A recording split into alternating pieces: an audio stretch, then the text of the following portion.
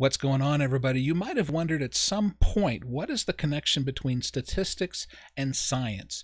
Where are the places in which the statistics professor and the science teacher come together and have a conversation? What is the role that the statistician plays in the process of scientific discovery? And the answer to that question might actually be surprising to you. Most people think that the statistician only comes in at the very end of an experiment, when the data is already gathered and it's time to analyze what it means. In reality, the statistician is present in the room having a discussion with the scientist from the very beginning, even before the first data point is gathered. They assist in the planning of the experiment, the design of the experiment, and part of how we want to discuss this has to do with this thing called hypothesis testing. And I'm going to show this to you in terms of making you a data scientist for a little while and giving you an experiment. But before we do that, let's actually take some time and empty our mind of thoughts. Take some time to empty yourself out so that you can be filled up again with some new knowledge. Take some time to let your mind go of all the other things that have been competing for your attention over the course of the day. Your mind needs something to focus on, so assign it to your breath. Focus on your breathing for a little while. See if you can tell that your body is alive. Take some time to do that.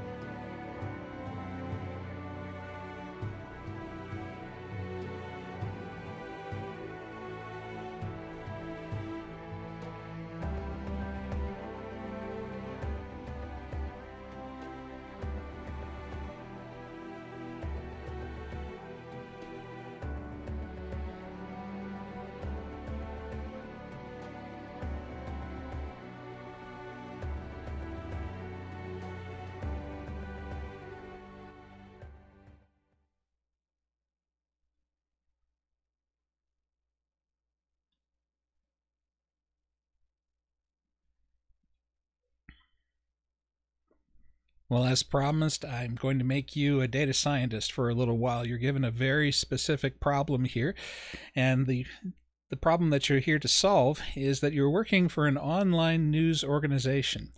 and you are tasked with finding out how well high school students in your area are connected over social media during the COVID-19 quarantine period. You can kind of tell when this is being recorded. And you are tasked with doing this study over 3 different counties here. And the 3 counties are Larimer, Weld, and Morgan. So Larimer County here in Colorado is Fort Collins. There's Loveland as well, the 2 major cities in Larimer County. In Weld County, we have Greeley, and in Morgan County, we have Fort Morgan.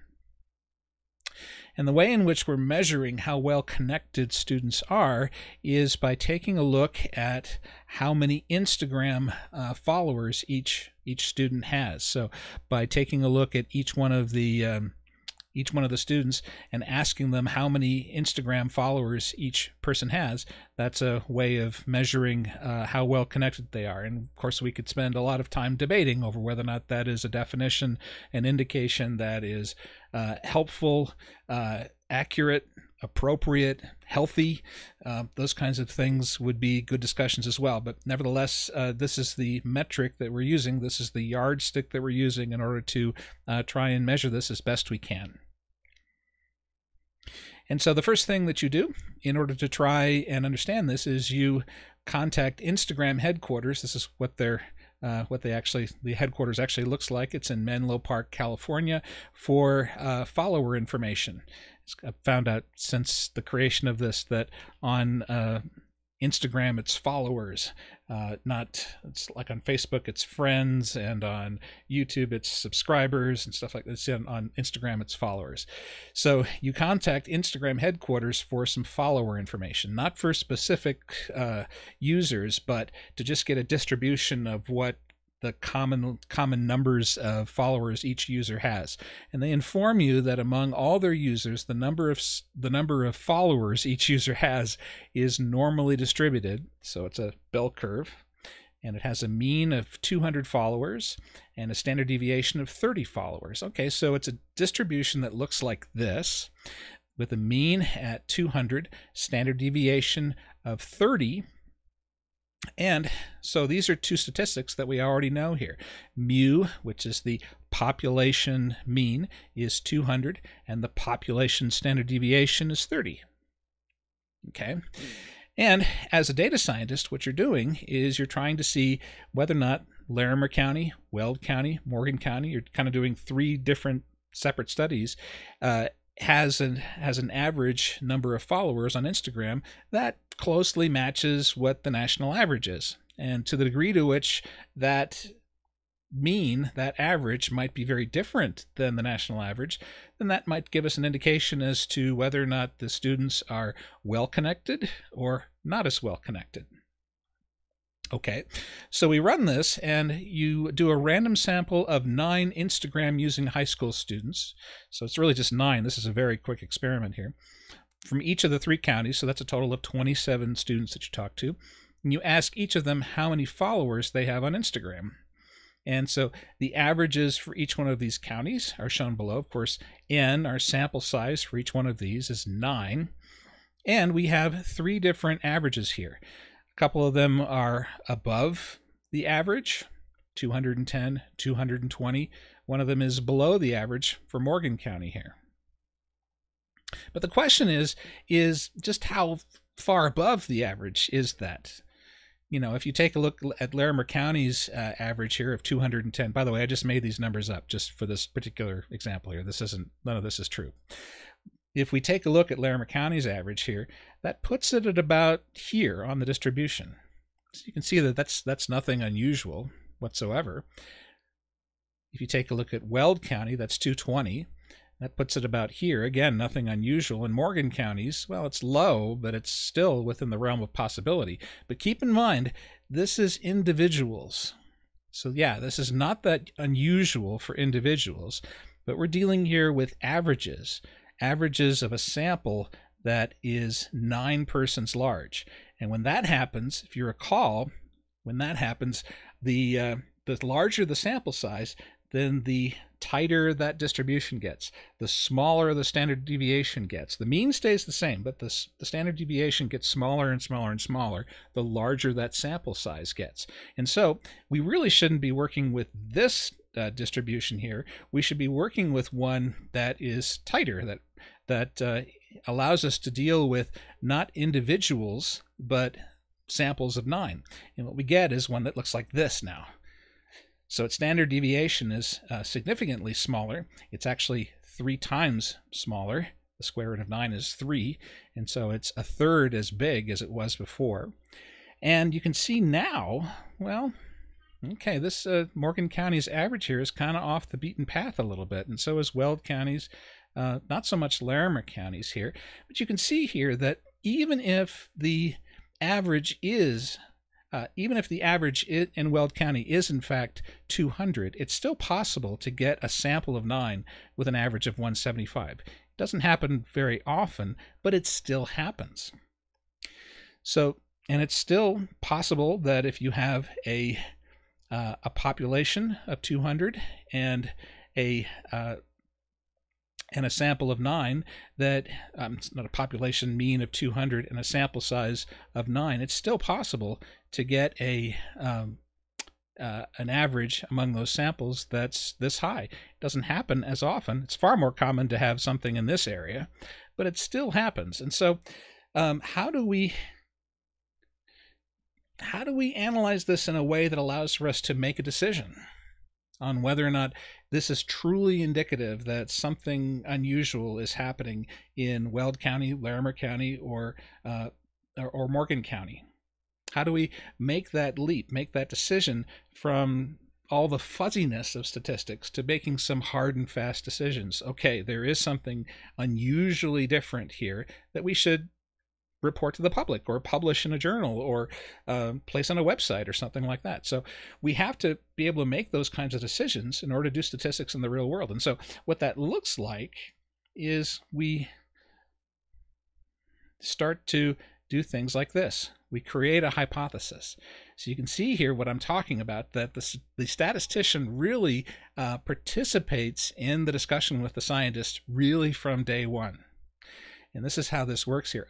A statistical hypothesis is a conjecture about a population parameter. Okay, so that's some $10 language here. That just means it's a guess about what's going on in the population.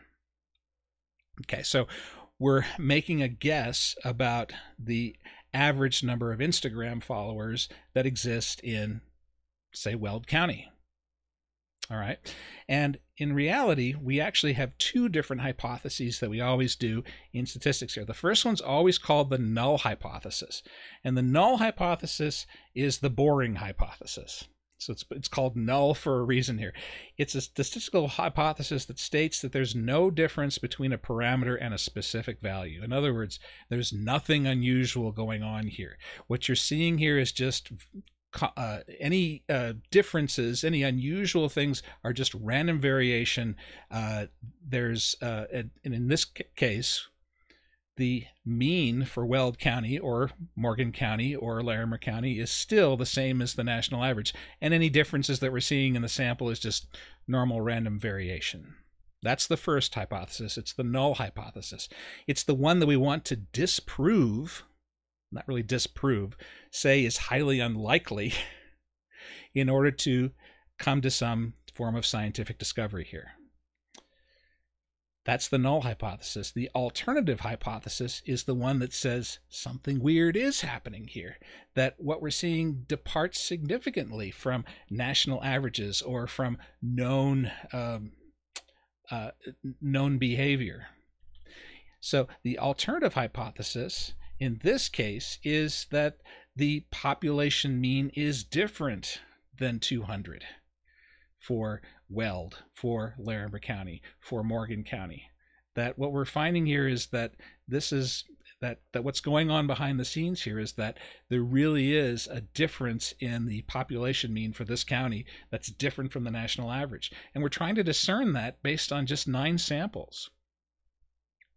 So the goal here is to reject this null hypothesis in favor of the alternative hypothesis. So the question always is, will we reject the null hypothesis in favor of the alternative hypothesis? Will we discover that this mean is so far off the beaten path from where we would expect it to be that we have to conclude that this null hypothesis is simply not true for this situation? In other words, for Morgan County, having a mean in a sample of only 175, that's so extremely different than this that we find that we have to reject the null hypothesis in favor of the alternate hypothesis. And the way that we evaluate that is through a statistical test. And a statistical test uses the data to make a decision about whether the null hypothesis should be rejected. And the value that you get from that statistical test is called the test value or the test statistic. Now here's really, this describes four things that can happen over the course of the statistical exercise here. The first thing, and I'm applying this to our COVID-19 experiment where we're seeing how many Instagram followers each county has. And what we're doing here is we're trying to see if what's happening in this county is that students are pretty much have the same number of Instagram followers as any other county across the nation, as the national average, I should say, or if it differs from the national average significantly.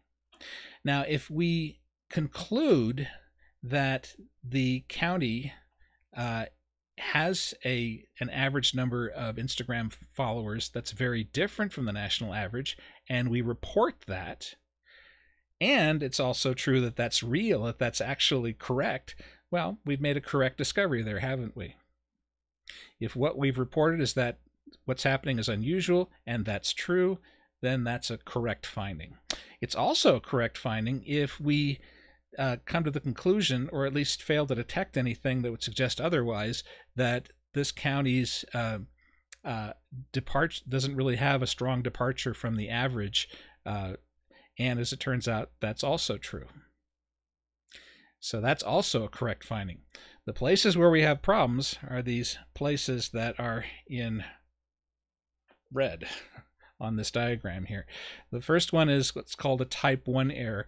That's where we conclude that there's a difference, that there's something special about this county, and in reality, there isn't. What happened was just a random fluctuation that for a moment made it look like there was something unusual happening here, but it was all just random fluctuations. That's the first error, the type 1 error. The second type error is called a type 2 error, and that's where we conclude that there's nothing unusual going on in this county, when in reality there is something unusual going on in the county. Namely that in this case, that the number of followers, average followers, does depart from the national average, but we fail to detect that in our findings here. That's a type 2 error. So type 1 error, once again, occurs if you reject the null hypothesis when in reality it's true. In other words, you reject the idea that nothing's going on, that there's nothing unusual, when in reality there is nothing unusual going on. A type 2 error is kind of the opposite of that. That's where you don't reject the null hypothesis when in fact it's false. So let's actually just see that more generally here. So what's reported, what is reality?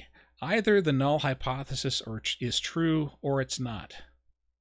And if we report, and if what we decide here is that if we decide to reject the null hypothesis when it's true, that's a type 1 error. If we reject the null hypothesis when it's false, well, that's the correct response, isn't it? If we don't reject the null hypothesis and it's true, well, that's what we should do, right? But if we don't reject the null hypothesis and it's false, that's a type 2 error. And you'll see how this works as time goes on as we're doing the experiment here. We also have to define here something called the level of significance here. And this is a couple of Greek letters that I'm going to introduce here that allow us to show the level of significance. The level of significance is the maximum allowed probability of committing a type 1 error. So again, we have two kinds of errors here. We have type 1 and type 2. So the probability of a type 1 error, we want to keep that below a certain value here. Usually, for most scientific studies, alpha, at least in the area of ecology and biology and things like that, we usually keep alpha below 5%. So only a 5% chance that we are reporting something unusual that is actually just a random fluctuation. So that's alpha here. Beta, which is the second letter of the Greek alphabet, describes the probability of a type 2 error. Now, we tend to focus a lot more on type 1 errors than type 2 errors. Why? Because for type 2 errors, type 2 errors describe a situation where there is something to be discovered here, but we fail to discover it. All right, that's an error, yes, but it's not an error that's going to be published in a journal, reported in a newspaper, placed online. Usually people don't put experiments that fail to find anything up in a place of publishing. And so these errors tend to not show up, not have any have any real effects. These errors do show up because these are the instances in which we say that this drug cures cancer when in reality it doesn't. This thing lowers blood pressure when in reality it was just coincidence that the people who happened to take that drug just happened to get some lower blood pressure that day or something like that. That's a type 1 error in which we conclude that something's going on here, that there's a different kind of behavior that's happening here when in reality it's all just random fluctuation. And we want to keep that below a certain number here. So usually 0.05 for many fields of study, but it depends on the field of study. If it's analytical chemistry, this will go down to 0.01 or 0.005 or something like that. But for things like ecology, biology, forestry, those things like that, 0.05 is usually sufficient. Okay, so here's the procedure really from start to finish here. And this is a procedure that we're going to repeat many, many times over as you're doing these kinds of hypothesis tests. So let's start off here with the null hypothesis for our situation, which is that for a given county, and we're going to have to do this 3 times, one for each county here. So for the given county, that the average number of Instagram followers is the same as the national average. That's our null hypothesis here, in which case there's nothing unusual about this county, is there? So this is the null hypothesis, that the average number of Instagram followers for this county matches the national average. If it does not match the national average, that's our alternative hypothesis here, that it's either larger or smaller. And we hope to be able to detect something here by getting a sample that is really unusual.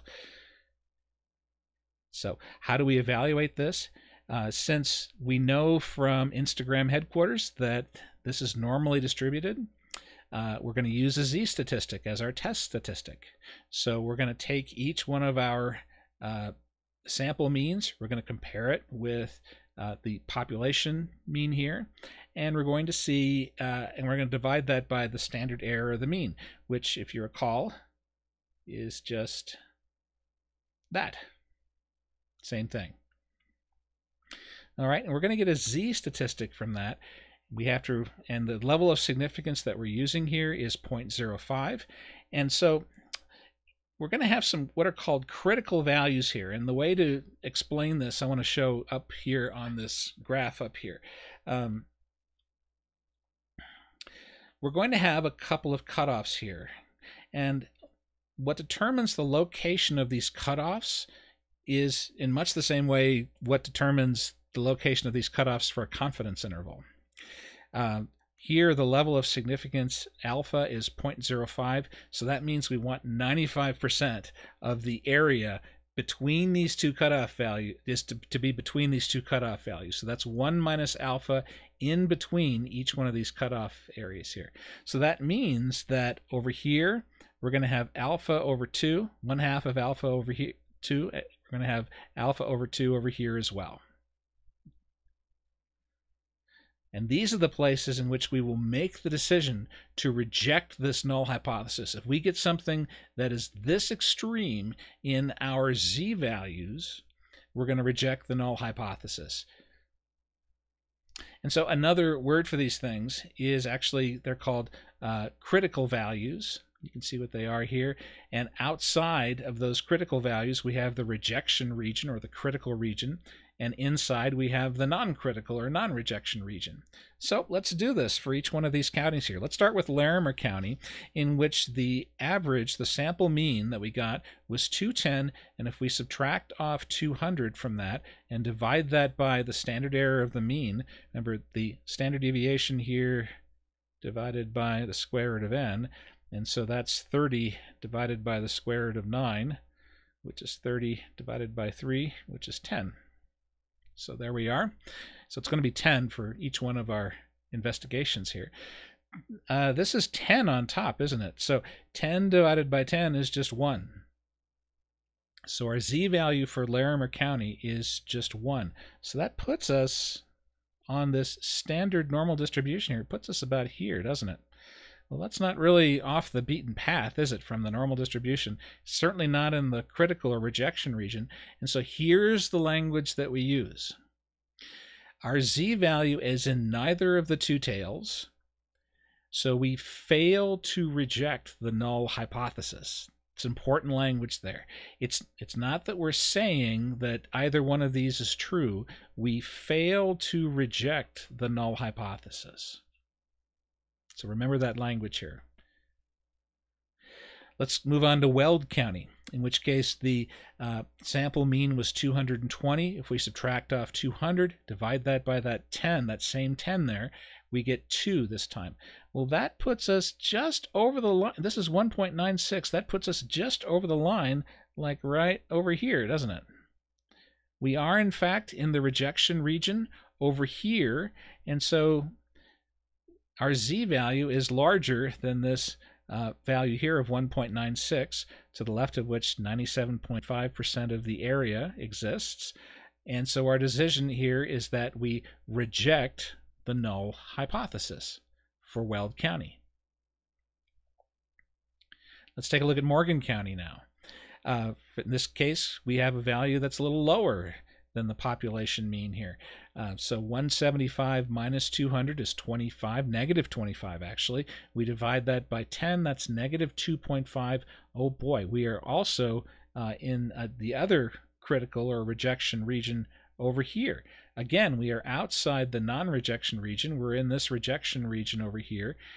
In this case, we're actually less than the z value that's the 2.5 percentile. And in this case, once again, we reject the null hypothesis. Okay, so a summary of the results here. This is what we say. This is the language that we use as well here. The average number of Instagram followers among high school students in Weld County was significantly higher than the national average. So that's our way of saying that we were in the rejection region there. It was significantly higher. It was in that upper tail, wasn't it? It was over that critical value and gave us license to be able to say significantly higher than the national average. So that's the language that we use there. If we look at Morgan County, the average number of Instagram followers among high school students in Morgan County was significantly lower than the national average. And then lastly, we failed to detect a statistically significant difference between the number of Instagram followers among high school students in Larimer County and the national average. Now notice this is very, very non-committal language here. We're not saying that there isn't a difference. We're just saying we failed to detect it. There still might be a difference, and then maybe with some additional samples we'll be able to make those variances even tighter, those standard deviations even smaller, the distributions even tighter, so we might be able to detect statistically significant difference for Larimer County, but this time we failed to detect a statistically significant difference. So remember the language of all three of these here. So here's some exercises here in forming some of these hypotheses. And remember, you're forming not just one hypothesis, but a pair of them. One is the null hypothesis, the other one is the alternative hypothesis. So let's take a look at this one here. A medical researcher is interested in finding out whether a new medication will have any undesirable side effects. The researcher is particularly concerned with the pulse rate of the patients who take the medication. Will the pulse rate increase, decrease, or remain unchanged after a patient takes the medication? Since the researcher knows that the mean pulse rate for the population under study is 82 beats per minute, the hypotheses are, think about what they should be. If the mean pulse rate for the population under study is 82 and the medication's not doing anything, then what will we guess should be the mean pulse rate for the patients under study? Well, it should still be 82. That's our null hypothesis there. Our hypothesis that the medication is having no effect is that the mean pulse rate is still going to be 82 for those people in the study. The alternative hypothesis is obviously that the medication's having some kind of an effect. We don't know if that's an increase or a decrease, but we're hypothesizing that there is some kind of an effect, in which case the average pulse rate for all these people is something other than 82. That's our alternate hypothesis here. It's really as simple as that. So let's do and in this case, let me get rid of myself here so that you can see that since we're not really sure if it's having an increase effect or a decrease effect, we don't want to commit to either one of those. This is actually a two-tailed test, similar to the one for the Instagram followers, in which we're looking for some indication that there might be a decrease in the pulse rate. We're also wondering if there's an increase in the pulse rate. We're not really sure, so we're investigating both sides. This is called a two-tailed test. But you're about to see that not all these tests are two-tailed tests. Sometimes they're one-tailed tests, and you're about to see an example of that coming up here. A chemist invents an additive to increase the life of an automobile battery. All right. The mean lifetime of the automobile battery without the additive is 36 months. All right, so 3 years. And in this situation, the chemist is interested only, heads up, interested only in increasing the lifetime of the batteries. Okay. So what are the hypotheses here? Well, first of all, remember the null hypothesis is basically that nothing unusual is happening, which means that in this case means the additive is not doing anything, which means the lifetime of the batteries should still be 36 months. So again, that's the boring hypothesis. That's the negative Nancy hypothesis here. This is the one that's the naysayer. This is the devil's advocate. This is the one that says nothing's happening here. Okay, so that's the null hypothesis, and it's the one that the scientist secretly hopes will be able to disprove when they're running the experiment. The alternative hypothesis in this case is that not just that it's not equal to, but that it's bigger than 36. All right, because this chemist is only interested in whether or not it increases the lifetime of the batteries. And so this is called a one-tailed test right here. And so by not looking on this side of the normal distribution, but only on this side, allows us a little extra room here. We can combine those areas now into a big 5% tail over here. It gives us a little bit of extra power to be able to see if there is, in fact, an increase. And so that's a one-tailed test, specifically a right-tailed test. You can probably guess why. In this case, it's just because we're only interested in whether or not this additive increases the lifetime of the batteries, or our alternative hypothesis is that mu is greater than 36. All right, here's a third one. A contractor wishes to lower heating bills by using a special type of insulation in houses. If the average of the monthly heating bills is $78, what are the hypotheses about heating costs and the use of insulation? So in this case, the contractor wants to see if the use of the insulation has an effect on the heating bill, but what kind of effect is this contractor really asking? Wants to know specifically if it's going to lower heating bills. I can't imagine how it would increase heating bills having insulation, but nevertheless, this is what they're focusing on. And so that gives us an indication as to what the alternative hypothesis is going to be, doesn't it? You can probably guess what the null hypothesis is. The heating costs will remain unchanged with the insulation. It will have no effect, and so our average heating cost is just the same with the insulation here. That's our null hypothesis. The alternative hypothesis is that it's going to be something different than 78, and not just different, that it's going to be less than 78. See how this works here? So in this case, you can probably guess if this is a two-tailed test or a one-tailed test. It's a one-tailed test, and more specifically a left-tailed test, in which this 5% is concentrated only on this one side here. It gives us a little extra power to be able to investigate specifically if a reduction is being detected. All right, so take some time with each one of these here. In this case, you're allowed to take a look at some additional examples of this. You want to form a null hypothesis and an alternative hypothesis for each one of these, similar to what we just did in the previous slides. So 3 different situations: alternative hypothesis and null hypothesis. Take some time for that.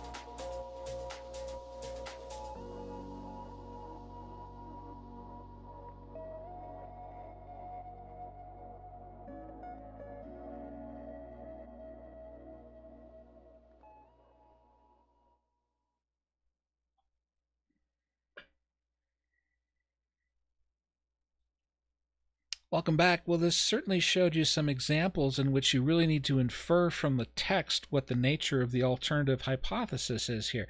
In the first example, you're saying she thinks those who gamble spend more than $30 per day. That's that language here, more than $30 a day, certainly indicates that the alternative hypothesis shouldn't just be that mu is different than 30, mu is not equal to 30, but more specifically that mu is greater than 30. For the second one, the researcher wishes to see if police officers whose spouses work in law enforcement have a lower score on a work stress questionnaire than the average score of 120. So that indicates a alternative hypothesis here that mu is less than 120. And then lastly, on the bottom here, a teacher feels that if an online textbook is used for a course instead of a hardback book, it may change the student's scores. It gives no indication as to whether or not it will increase the student's scores or decrease the student's scores, only that it'll change it. And so that warrants an alternative hypothesis that simply says mu is not equal to 83.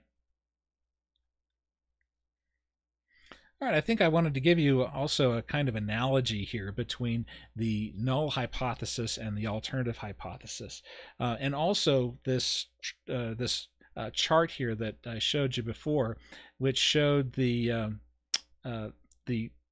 full listing of what can happen here. So let's say that the null hypothesis is analogous to saying that the defendant is innocent, because the goal here is to prove, in a courtroom, the goal is to prove beyond a reasonable doubt that this is false. Isn't that true? For any courtroom, we presume innocence, don't we? Innocent until proven guilty. And so the process of the statistical analysis here is to see if we can prove beyond a reasonable doubt that H0 is false, in which case we have to embrace the alternative hypothesis here that the defendant is not innocent, or guilty, we should say. And so we can take a look at the different type 1 and type 2 errors here in light of this courtroom analogy here. So we assume that it's either true that the person is innocent or guilty.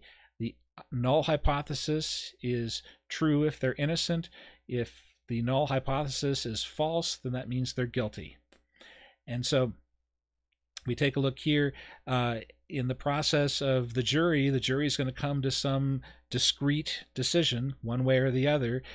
If they convict the person, that means that they're rejecting the null hypothesis.